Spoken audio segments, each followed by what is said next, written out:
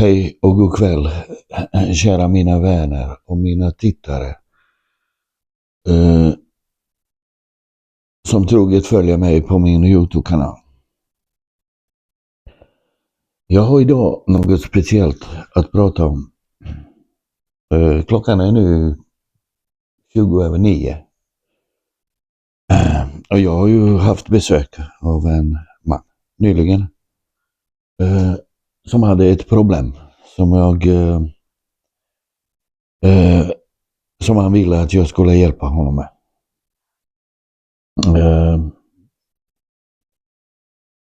Det verkar som att han har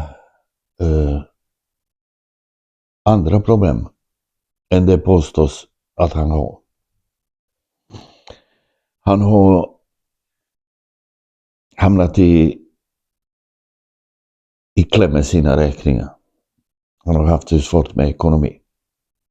Och i och för sig är det inget konstigt för någon av oss i dagens samhälle med tanke på att en del människor lever på pension och en del lever på sjukpension som det heter. Och då blir det gärna lite pengar i kassan att de klarar sig.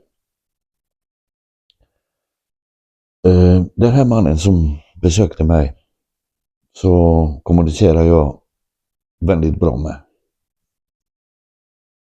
Jag visste att han har ju haft problem med sina räkningar. Han var inte så skötsam på att sköta dem. Med de få medel han har. Det kunde ju slutat på ett bättre sätt. Men i vilken fall som helst. Det stora bekymmer som han har haft. Och det var ju hans hyror. Efterhängande hyror. Det har han ju klarat av själv. Att reda ut. Han har ju tagit kontakt med bostadsstiftelse. Och de har ju som sagt delat upp summan. Så att han inte blir vräkt. Och och det här delbetalar han på. Det fanns troligtvis en del andra räkningar som tillfaller honom i månaden. Men det har ju klaffat bra. Men han skiljer sig inte särskilt mycket från de andra människor som har det jävligt svårt i dagens samhälle. När det gäller att försörja sig. Det har nämligen varit så att de här människor som har de problemen, de blir ofta utnyttjade av olika i vårt samhälle. En del inser sin chans att de är svaga vid det ögonblicket. När de inte kanske haft råd att äta sig mätta någon dag. En sådan människa är ju den här mannen. Och då har han ju råkat ut för en fruktansvärd händelse. Jag har ju tidigare berättat om att många utsatta människor besöker kyrklig plats på morgnarna. Och på tisdagar, torsdagar så tigger de till sig lite mat och matkasse och så vidare.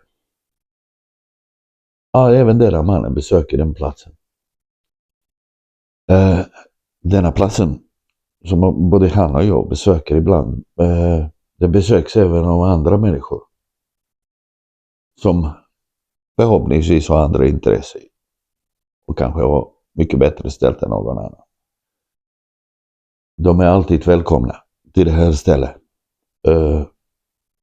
För att, som det heter under situationstecken, att hjälpa människor. Men vad gör de egentligen? Ja, de hjälper sig själva. Vi har ju ett par sådana människor som springer där anses vara volontärer. Och jobbar individuellt. Men det finns ju faktiskt i bakom allt så finns det en gardin. Där folket får betalt faktiskt för det de gör. Och nu ska jag förklara på vilket sätt. På tidiga morgonen så kommer en del utslagna människor. Det kommer ut människor med problem med missbruk och så vidare. Det kommer även sådana som inte har någon missbruk eller någonting, eller någon problem i huvudtaget, eller mest ensamhet. Och det är jag faktiskt en av dem. Sen finns det ju en del andra kategorier också, människor som springer där, som utövar någon slags myndighetspersoner. Tror sig vara socialarbetare på gamla dagen när de blivit pensionärer. Och en del jobbar som förmyndare åt staten och så vidare. Göra sig någon extra slant och så vidare. Vi har ett par styck sådana. På senare tiden så har jag sprungit på det här stället en person som, jag vet inte om jag ska säga man eller kvinna. Idag är det en kvinna. Men om man hade mött personen någonstans så tror jag inte att någon hade gissat rätt.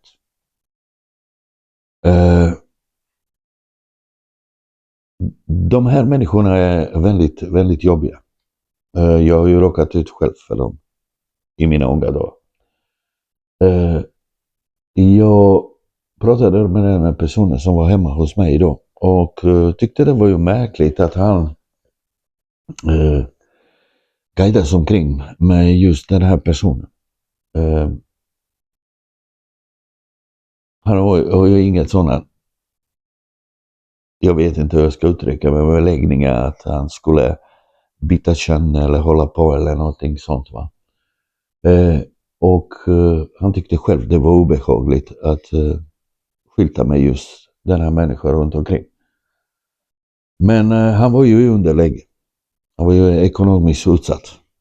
Och det visade sig att han har ju fått pengar från den personen. En hel del. Den personen hade ju guidat honom omkring på olika restauranger, bjudit på mat. Den här personen har ju betalat räkningarna som han behövde betala. Och även har fått fina presenter i form av en ny telefon till exempel och så vidare. Det planerades utflykter och det har funnits utflykter mellan de två. Men vad som ligger bakom allt, det får ni räkna ut själva. Eller vad tanken var bakom allt. Men det finns en tanke till. När jag hade pratat med den här personen då har ju den här människan jobbat som någon slags förmyndare. Och i själva grunden så var ju den personen ute efter att omyndigförklara den här människan. Och ta befälet över en person. Trots att den människan inte är omyndigförklarad, inte i mina ögon när jag såg honom. Jag är ju ändå psykologiutbildat högt. Det som personen har i sig, det är ju sociala frågor som vårt samhälle ska egentligen lösa. Och hade någon tagit honom på allvar så hade han fått hjälp från samhället. Men även av mina erfarenheter så förstår jag att han aldrig fått det. När han ikväll berättade för mig vad som hade pågått där. Hur han hade blivit bedragen. Och hur han hade skrivit på några papper som han inte ens visste vad han skrev på.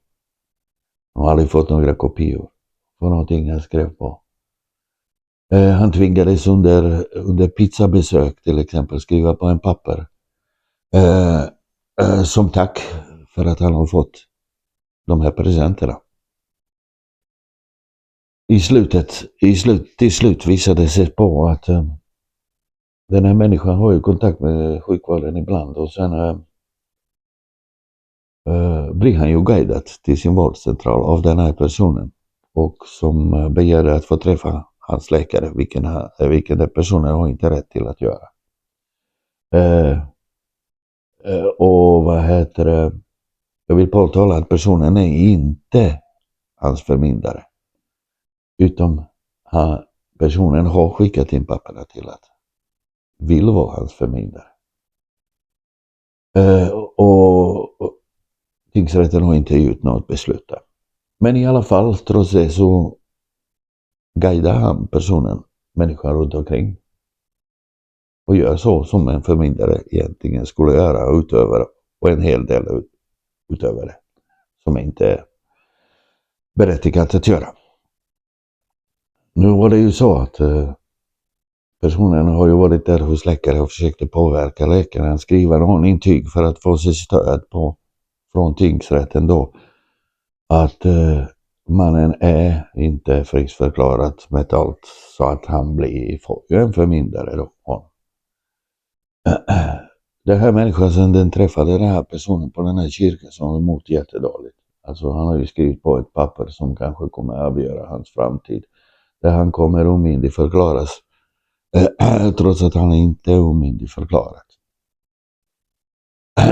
Han frågade mig då. Vad kan han göra för att förhindra detta innan det klubbas av i tingsrätten? Då sa jag det till den här personen. Du borde ta kontakten. Det är ju den här påstådda förmyndare. Den här människan. Jag vet inte om jag ska säga man eller kvinna. För det vet jag inte. Jag har bara träffat personer så. Men sen vad som sägs om det är man eller kvinna, det får man ju avgöra själv. Men i alla fall. Den här personen har ju anlitat en advokat. Sen om de är ju kompisar eller någonting sånt, det vet jag inte. Men i alla fall, det var en kvinnlig advokat. Då sa jag ju till människan som var hos mig, så sa jag, du får nog skriva detta som du berättat för mig till det här advokaten. Och i och med att han har ju så svårt att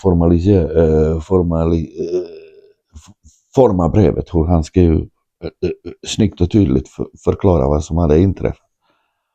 Då erbjöd jag mig, så sa jag att jag kan skriva ett brev. Och får du ju läsa igenom det och se om det är bra. I så fall får du skicka den till den här advokaten, kvinnliga advokaten. Att du är inte nöjd med detta, att du känner dig blåst och lorat på någon förmidlarskap. Bara för att du är en fattig, utsatt, socialt utsatt, ekonomisk och så vidare.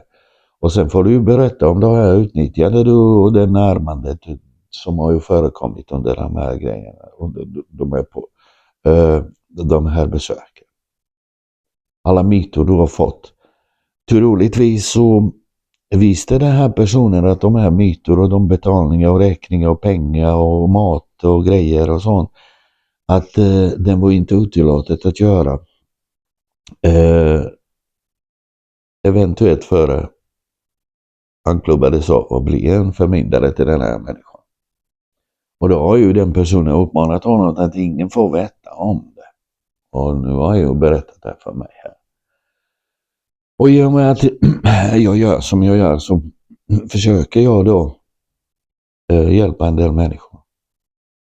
Och då har även jag sagt till honom, då skriver jag ett brev. Och sen får du skicka den till det här kvinnliga advokaten. Och sen får du ju då begära att den hör av sig kvickt imorgon. Och troligtvis detta luktar ju att det är kriminellt och inte ett sak för förmyndarskap eller tingsrätten så. Så jag har skrivit ett brev här som jag tänkte att ni skulle höra hur jag hade formulerat ett brev åt den här mannen. Och för att ni ska kunna förstå hela situationen, det finns ju ytterligare saker att förklara.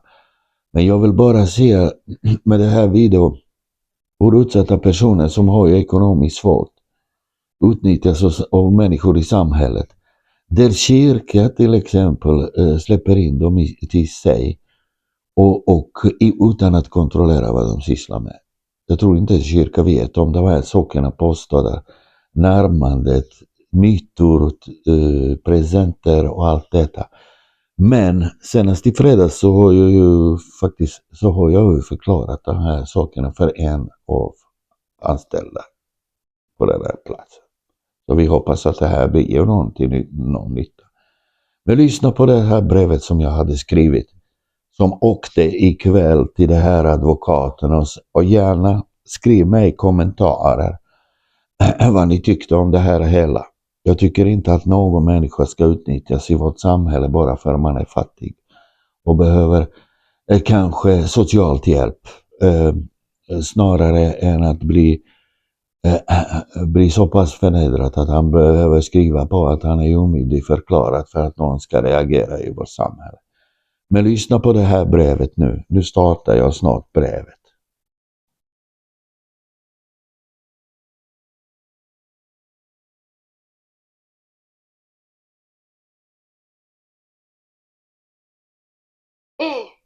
Jag tog kontakt med dig eftersom jag funderade kring något som jag uppfattade som en blåsning.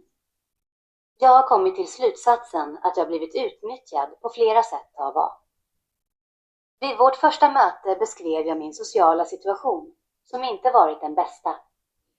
Jag hade då vissa hyresskulder, men dessa hade jag själv löst tillsammans med bostadsstiftelsen. Vi kom överens om att jag skulle delbetala hyrorna för att komma ikapp med min ekonomi. Det har funnits problem kring min ekonomi, men den skiljer sig inte från många andra människors situation. Att vara fattig innebär inte att man behöver en förmyndare. I vårt land finns det människor som arbetar med sociala frågor, men jag har haft oturen att inte få den hjälp som andra har fått. A fick redan vid vårt första samtal reda på en del om min situation och drog nytta av det för egen vinning. Hon lurade mig att skriva under papper som jag inte förstod innebörden av. För att få mig att göra detta lockade hon med pengar och gav mig en telefon i present. Hon bjöd mig även på mat, till exempel middagar på pizzeria, och handlade mat som hon påstod var mina matpengar. Dessutom betalade hon några av mina räkningar, cirka 3 till 4 000 kronor.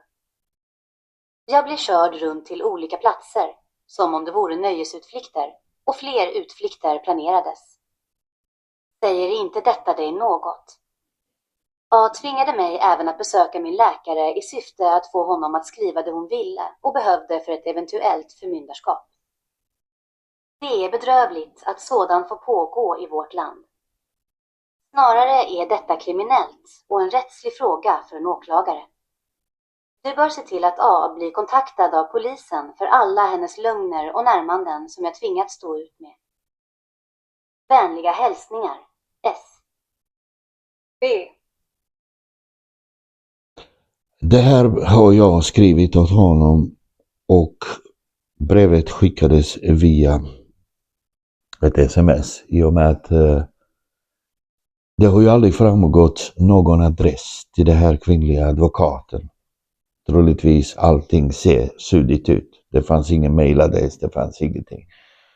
Och alla papper som skrevs på fick aldrig personen se och fick inte behålla någon av papperna. Allting drogs undan snabbt och tagits av den här personen som besöker kyrka.